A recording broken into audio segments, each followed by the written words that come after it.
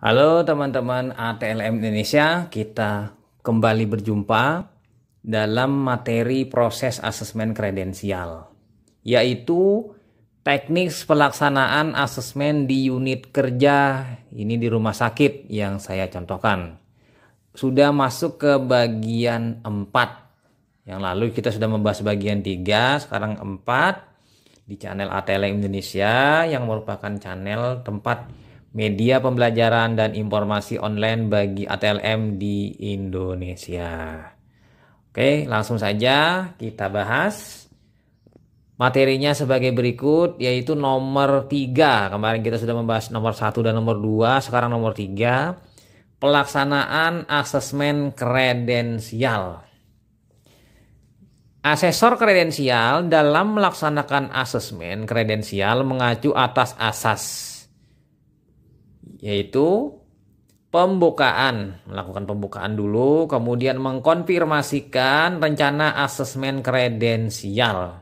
Dia mengkonfirmasi rencananya, kemudian lagi mengorganisasikan asesmen kredensial. Kemudian lagi mengumpulkan berkas kegiatan kredensial. Ini tahapannya continue. Jadi pembukaan, konfirmasi, mengorganisasi, memulai proses kredensial sampai berkas-berkas tadi diisi hingga dikumpulkan menjadi satu buah dalam bentuk satu map atau satu bundle. Saat melakukan kegiatan asesmen kredensial memakai APD untuk demonstrasi sebagaimana ketentuan rumah sakit. Jadi menggunakan APD agar memang benar-benar sesuai dengan standar keamanan dalam bekerja. Kemudian sudah menyiapkan metode dan instrumen yang digunakan. Asesor harus menggunakan atau menyiapkan metode minimal 2, misalnya wawancara, tes tertulis, atau ditambah dengan tambahan lain yaitu lisan. Ya kan? Tes tertulis, lisan dengan demonstrasi praktek. Lanjut, kita masih nomor 3, pelaksanaan asesmen kredensial. Nah, kita lihat dulu dari KUK. Jadi kompetensi unitnya ini apa yang kita lihat dulu. Misalnya kita ambil KUK-nya melakukan pemeriksaan dalam bidang imunologi. Apa saja yang disiapkan? Pemeriksaan imunologi serologi, WIDAL misalnya yang kita olah instrumennya untuk pertanyaannya. Kemudian yang kedua, pemeriksaan golongan darah. Yang ketiga, pemeriksaan kehamilan. Keempat, pemeriksaan dengue IgG IgM. Dan yang terakhir, kelima, pemeriksaan HBsAg dan HBsAb. Misalnya ini pemeriksaannya yang sederhana di sebuah rumah sakit. Nah, dari ini lalu instrumen atau teknik apa yang digunakan untuk menilai kelima ini? Yang tadi saya sudah jelaskan, pertama, tekniknya menggunakan lisan. Jadi wawancara, langsung berbicara dan wawancara. Wawancaranya bisa wawancara terstruktur atau wawancara sifatnya tidak terarah atau tidak terstruktur, namun masih mengait ke bidang pelayanan pemeriksaan. Kemudian yang kedua, demonstrasi, checklist observasi. Langsung minta demokan, dia melakukan kegiatan, nanti dibuat checklist memang dia kompeten, belum kompeten atau tidak kompeten. Yang ketiga, tertulis berupa pertanyaan pendukung pengetahuan kompetensi terkait. Nah, kita lihat satu persatu apa saja instrumennya.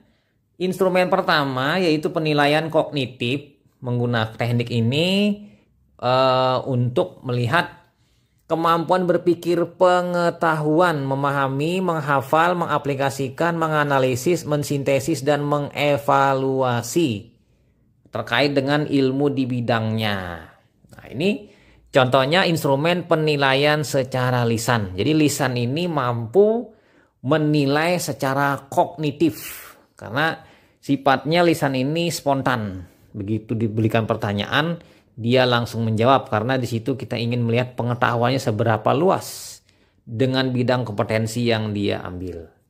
Nah, contohnya di sini kita melakukan pengisian. Sini adalah kompetensi dalam kewenangan klinis, kompetensinya apa saja, apa yang dinilai. Kemudian contohnya Melakukan pemeriksaan dalam bidang hematologi. Nah, apa misalnya? Pertanyaannya, jelaskan cara membuat hapusan darah tepi menggunakan kaca objek gelas. Ini jelaskan pertanyaannya. Pertanyaannya sangat terang dan tepat dan memang terarah dan spesifik. Lalu bagaimana cara melihatnya? Dengan melihat indikator di kolom yang sebelahnya. Indikatornya yaitu jawabannya. Darah diteteskan di kaca objek secukupnya 10 mikrometer. Kemudian pakai kaca objek lain, diletakkan menyentuh darah tadi, ditarik mundur, darah merata, didorong maju membentuk lapisan tipis, dikeringkan segera. Kalau tidak masuk dalam indikator ini dan memang jawabannya tidak tepat, ya kan, tidak cocok, setelah kita tuliskan apa yang dia sebutkan, apa yang dia ucapkan, cocokkan jawaban ACC dengan indikator. Iya atau tidak, tinggal pilih ketercapaiannya. Kalau benar, iya, cocok. Kalau tidak matching berarti salah. Misalnya kita menanyakan hapusan darah, dia menjawab laju endap darah atau membuat sediaan slide malaria. Nah ini kan beda ini. Jadi diberi jawabannya tidak. Jadi dia ketercapaiannya tidak apabila berbeda. Nah setelah itu teman-teman, ya kan, lembar kedua, apabila jawabannya pertanyaannya lebih dari satu lembar sampai habis, lalu lembar kedua, tanda tangan dan tanggal kegiatan asesmen oleh ACC dan asesor kedua belah pihak. Nah lanjut lagi masuk ke penilaian psikomotor, artinya menilai kemampuan gerak badan dia, ya, antara tangan, mata dan otak dalam hal melakukan kegiatan. Jadi ini kemampuan aktivitas fisik ya kalau psikomotor, melakukan kegiatan, keterampilan tangan bekerja, kemampuan fisik bersinergi melaksanakan kerja. Nah ini instrumen yang dipakai yaitu instrumen secara observasi penilaian. Jadi mengobservasi berarti dia melakukan praktek demo. Nah, di kolom nomor 1 tulis kompetensi dalam kewenangan klinisnya apa. Lalu misalnya melakukan pemeriksaan dalam bidang hematologi. Contohnya melakukan pemeriksaan laju endap darah atau LED Westergren. Nah, sudah kan? Lalu dia melakukan demo, lalu diobservasi. Observasi ini ada keterampilannya yang dinilai dengan membandingkan indikator ketercapaian. Menghembuskan darah? Iya. Apakah dia menghembuskan darah, kemudian memipet darah dengan pipet Westergren, memasang tegak, menghitung waktu 1 jam, membaca hasil setelah 1 jam. Kalau memang semuanya tahapannya ini sudah dilaksanakan, berarti praktikum atau simulasi ketercapaian kegiatan ini melalui observasi tinggal dipilih ketercapaiannya. Ya atau tidak. Apabila ya berarti sesuai matching, kalau tidak berarti si ACC tidak mengerti dengan pertanyaan dan memang tidak nyambung pertanyaan dengan jawaban ACC. Nah, kita pindah. Lalu, seperti biasa di lembar selanjutnya yang paling bawah dari pertanyaan itu jangan lupa tanda tangan dan tanggal kegiatan asesmen oleh ACC dan asesor. Nah, lanjut lagi kita masuk ke penilaian selanjutnya yaitu penilaian kognitif dan atau kombinasi, yaitu penilaian afektif, karena di sini bisa masuk 2 ranah, kognitif dan afektif. Jadi kemampuan berpikir, pengetahuan, memahami, menghafal, mengaplikasikan, menganalisis, mensintesis dan mengevaluasi. Kalau kognitif dengan afektif ini. Lalu kemampuan minat dan sikap, yaitu tanggung jawab, kerjasama, disiplin, komitmen, percaya diri, jujur, menghargai orang lain, dan mengendalikan diri. Ini lebih baik dimasukkan dalam form penilaian secara tertulis. Dari sini kita bisa menilai kognitif dan afektifnya, karena di afektif ini penting dalam hal nanti bekerja sama dengan sesama tenaga lain di laboratorium. Nah, nomor 1 kemudian kita lihat uraian kompetensinya, kompetensi dalam kewenangan klinis, yaitu melakukan pemeriksaan dalam bidang hematologi. Nah, ini kita pertanyaannya sifatnya jangan yang biasa, tapi bagaimana penanganan darah yang beku saat akan digunakan untuk pemeriksaan LED. Ini sifatnya kemampuan dalam memecahkan masalah, ya kan? Dan di sini juga akan dilihat percaya dirinya, kemudian jujurnya, kemudian mengendalikan diri, disiplinnya, komitmennya, dan kerjasamanya dengan yang lain, karena ini terkait dengan darah misalnya yang beku pada saat pemeriksaan.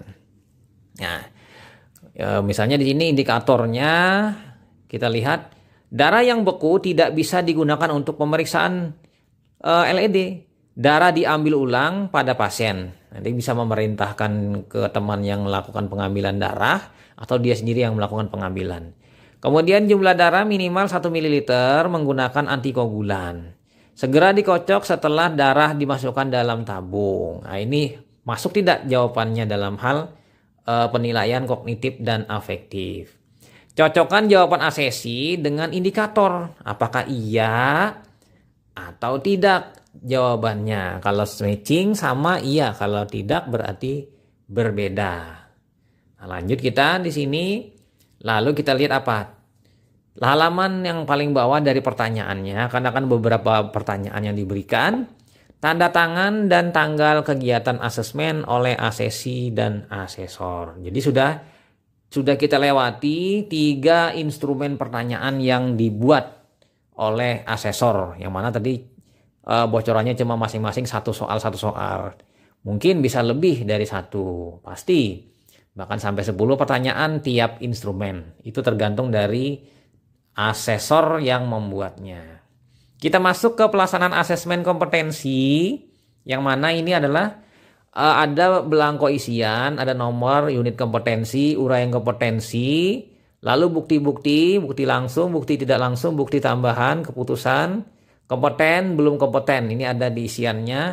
Nah, di sini asesmen kompetensi mengumpulkan bukti asesi. Asesi sudah melakukan kegiatan bersama asesor, bukti-buktinya dikumpulkan. Nah, asesor mengorganisasi kegiatan asesmen. Nah, lalu kita lihat di sini apa saja bukti langsung. Tadi kita lakukan kegiatan, yaitu kegiatan praktek demo, jawaban tertulis ya kan, dengan lisan. Sudah 3 buah ini buktinya sudah ada bukti langsung, karena langsung dikerjakan pada saat itu juga dan berhadapan. Itu dipilih nanti keputusannya K atau BK. Kemudian bukti tidak langsung itu adalah ijazah, sertifikat pelatihan, karena memang ini sudah terjadi dan memang sudah terjadi di sebelum-belumnya. Jadi ini bukti tidak langsung. Bukti tidak langsung dia pernah kuliah, pernah pelatihan. Nah, ini ada bukti sertifikatnya. Kemudian bukti tambahan, training record. Apa saja daftar pernah melakukan kegiatan training record. Kemudian logbook dan bukti rekomendasi. Nah, ini. Lalu keputusan, buatlah keputusan kompeten atau belum kompeten di tiap itemnya nanti. Asesor memberikan umpan balik ke asesi. Asesi dan asesor tanda tangan.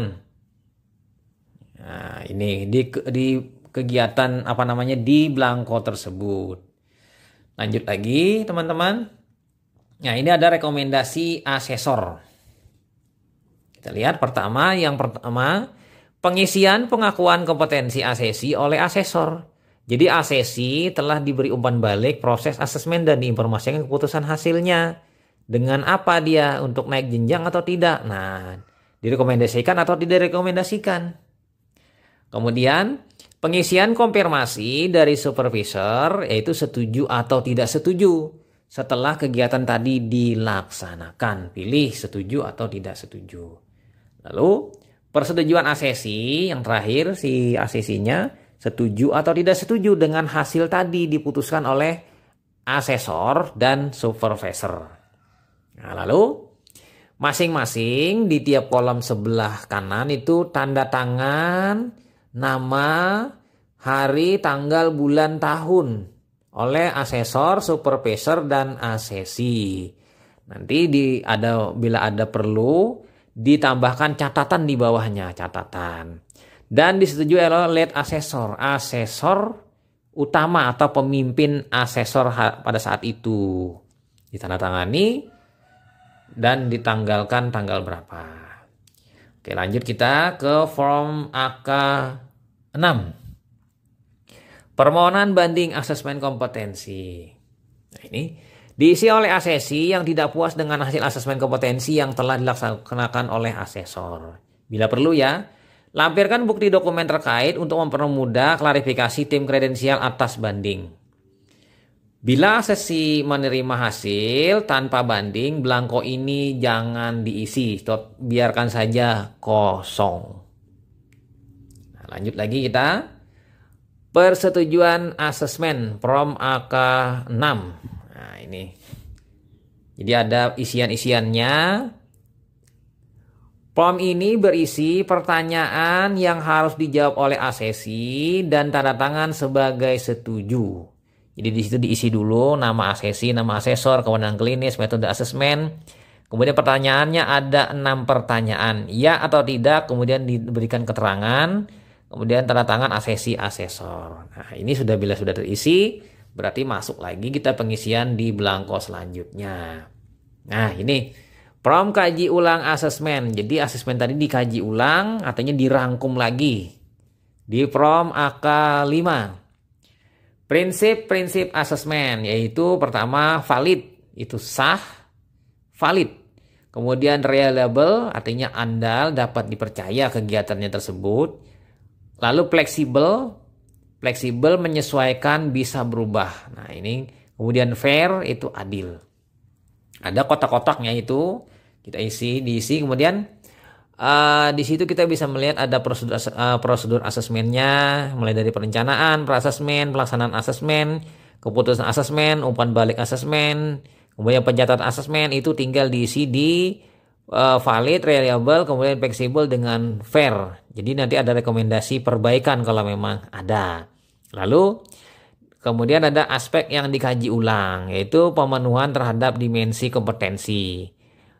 Konsistensi keputusan asesmen, bukti dari rentang asesmen diperiksa terhadap konsisten dimensi kompetensi. Jadi dimensinya ada 5 dimensi. Task skill itu adalah keterampilan menjalankan tugas. Ini cuma satu saja dia mampu menjalankan tugas. Kemudian yang kedua, task management skill, keterampilan mengelola serangkaian tugas yang berbeda dalam satu pekerjaan. Jadi 2 pekerjaan bisa dilakukan secara bersamaan atau bergantian sehingga lebih efektif. Kemudian yang nomor 3, kontingensi manajemen skill, keterampilan mengambil tidak cepat dan tepat bila timbul masalah dalam pekerjaan. Jadi dia mampu mengendalikan hal ini.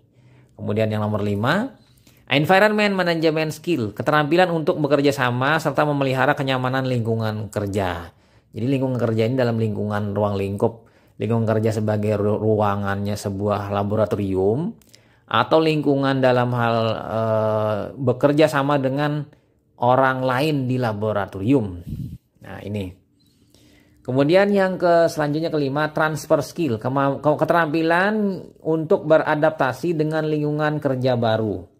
Salah satunya contohnya misalnya dia bisa beradaptasi dari rumah sakit A pindah ke rumah sakit B karena dia berpindah provinsi misalnya, dia bisa menyesuaikan.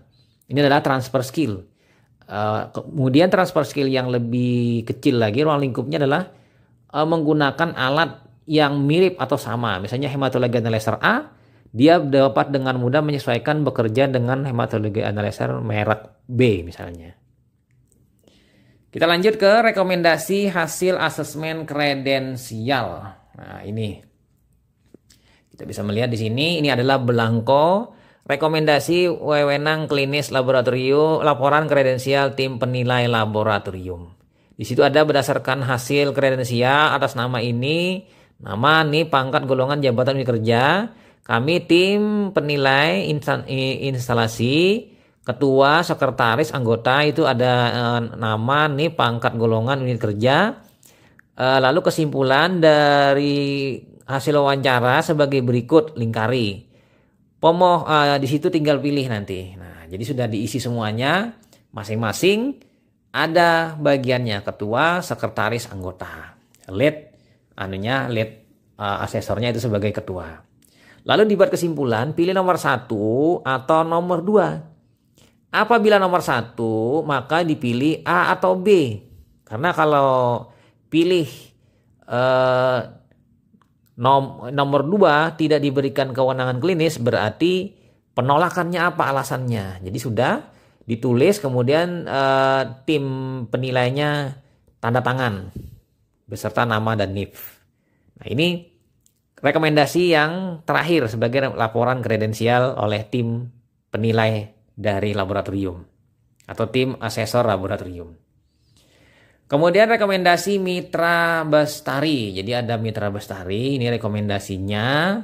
Jadi ada yang disetujui, tidak disetujui dengan catatan, tulis catatannya apa saja, tidak disetujui kenapa. Kemudian bukan tidak disetujui, disetujui dengan catatan. Yang ketiga adalah tidak disetujui. Jadi ada 3 keputusan: disetujui, disetujui dengan catatan, tidak disetujui. Ini merupakan sebuah keputusan yang direkomendasikan oleh mitra bestari. Tuliskan tanggalnya, lalu ngisi yang di bawah lagi, daftar mitra bestarinya, nomor, nama, spesialisasi, tanda tangan. Itu nama-nama daftar mitra bestari yang ahli di bidangnya. Lalu keputusan rekomendasi asesor. Jadi ada di situ kompeten, berwenang penuh dengan supervisi, nanti pilihannya atau tidak disetujui, tanda tangan, catatan. Lalu di situ nanti mengetahui kasub komite kredensial, ini yang dimasuk ke komite nanti. Kemudian si asesornya yang tanda tangan dulu sebelum masuk ke kasub komite kredensial. Nah, ini lanjut lagi, kita surat rekomendasi ketua komite yang sudah selesai kan proses berita acara dan lain-lain dalam hal kredensial. Lalu keluarlah surat rekomendasi ketua komite yang menuliskan surat permohonan untuk penugasan klinis atau diterbitkannya atau ditandatangani oleh direktur atau pimpinan rumah sakit. Nah, jadi bersama ini disampaikan menindaklanjuti permohonan kredensial atas nama ini, nama, NIP, kemudian ruangan, melalui ini menerbitkan sebagai berikut. Jadi sebagai bahan pertimbangan oleh tim, lalu ditandatangani oleh ketua komite. Nah, setelah itu ada juga lampirannya sebagai pendukung dari surat tadi, lampiran oleh ketua komite. Lampirannya berupa identitasnya, nama, NIP, tanda TTL, tempat tanggal lahir, alamat, kualifikasi, tanggal, identitas tim kredensial, namanya siapa-siapa saja, jabatannya, bidang keahlian, lalu daftar kewenangan klinis yang diusulkan oleh pihak komite. Nah, kemampuannya saat ini, reviewnya bagaimana, rekomendasinya, apakah mandiri atau supervisi. Mandiri itu penuh, supervisi itu di bawah supervisi atau di bawah pengawasan. Sampai masuk ke halaman selanjutnya, habis, lalu ada rekomendasi. Rekomendasi dari mitra bestari, nama-namanya 1, 2, 3, tanda tangan. Kemudian lagi ada catatan ketua tim, nama, tanda tangan, itu kalau memang ada catatan, tanggal. Kemudian persetujuan subkomite kredensial. Jadi subkomite kredensial itu ada 3 orang minimal. Itu ada ketua, sekretaris, anggota, mereka memberikan persetujuan berupa nama, tanda tangan, dan tanggal. Nah, ini. Nah, lanjut, masuklah, terbitlah sebuah SK, yaitu SK Direktur tentang penugasan klinis dan rincian kewenangan klinis. berupa lampiran penugasan klinis, rincian kewenangan klinis, dan SK-nya. Jadi memutuskan, dari putusan ini nanti ada lampirannya, yaitu 2 buah lampiran. Jadi satu orang yang melakukan kredensial itu ada 3 lembar atau 3 berkas yang didapatnya. SK keputusan direktur, penugasan klinis, kemudian rincian kewenangan klinis. Nah lanjut, surat penugasan kerja klinis SPKK disingkat. Jadi di sini SPKK ini diterbitkan oleh direktur yang berterangan di bawah ini nama, NIP, pangkat, jabatan. Dengan ini menugaskan kepada nama, NIP, jabatan, pangkat, jabatan, unit kerja, pendidikan untuk melakukan pelayanan misalnya di laboratorium di rumah sakit ini sebagai ahli teknologi laboratorium medik, misalnya level berapa dia, sesuai dengan kewenangan klinis yang direkomendasikan oleh tim komite. Nah ini berlaku selama 3 tahun sejak diterbitkan. Dalam menjalankannya itu berpedoman pada kode etik profesi dalam praktek klinik, dan bila melakukan pelanggaran di luar penugasan itu maka timbul menjadi tanggung jawab pribadi. Jadi tanda tangan nanti direkturnya di bawah. Nah, kemudian masa berlaku tadi kan sudah dikatakan 3 tahun, tapi ini berlaku untuk PNS atau pegawai tetap. Sementara pegawai kontrak honorer itu tiap tahun diperbaharui. Karena dia memperbaharui kontrak, berarti memperbaharui juga kredensialnya. SPKK ini bagian tidak terpisahkan dengan lampiran kewenangan klinis. Nah, lampirannya kita bisa melihat di sini adalah yang ini. Lampiran kewenangan klinis, ada bidang, spesialis, nama, NIP atau NIK. Pendidikan dasar, misalnya diploma 4, analis kesehatan, kewenangan klinisnya itu misalnya di sini peranata laboratorium kesehatan muda. Jadi di sini ada rincian-rinciannya mulai 1, 2, 3, 4 sampai dengan habis. Tingkat kewenangannya mandiri atau supervisi, cuma itu 2 saja. Nah, bagus lagi kalau misalnya lebih rinci lagi per kewenangan klinis. Misalnya mempersiapkan pasien untuk pemeriksaan laboratorium, dirincikan apa saja kegiatannya. Itu lebih bagus lagi. Lalu ini ada tanda tangan dan tanggal diterbitkannya oleh direktur atau pimpinan rumah sakit. Nah berarti sudah lengkap berkas-berkas dan berakhir dengan diterbitkannya SK direktur, kemudian penugasan klinis dan rincian kewenangan klinis. Maka ASESI tadi setelah selesai melakukan kredensial dan mendapatkan apa yang diinginkannya atas usulan kredensialnya tadi, dia mendapatkan itu. Dan di kewenangan klinis inilah dia mendapatkan yang namanya area dia dalam hal bekerja yang legal dan memang memenuhi kompetensi. Jadi dia bisa melakukan pekerjaan ini dengan baik dan benar, dan memang area dia di situ saja. Misalnya dia tidak memiliki kewenangan klinis melakukan pemeriksaan sitohisto, ternyata dia bekerja di sana, berarti dia di luar dari area kewenangan klinisnya. Kalau memang dia dipindahkan dari unit kerja patologi klinik ke patologi anatomi, berarti dia memang harus dikredensial ulang karena memang areanya yang berbeda sesuai dengan kewenangan klinisnya.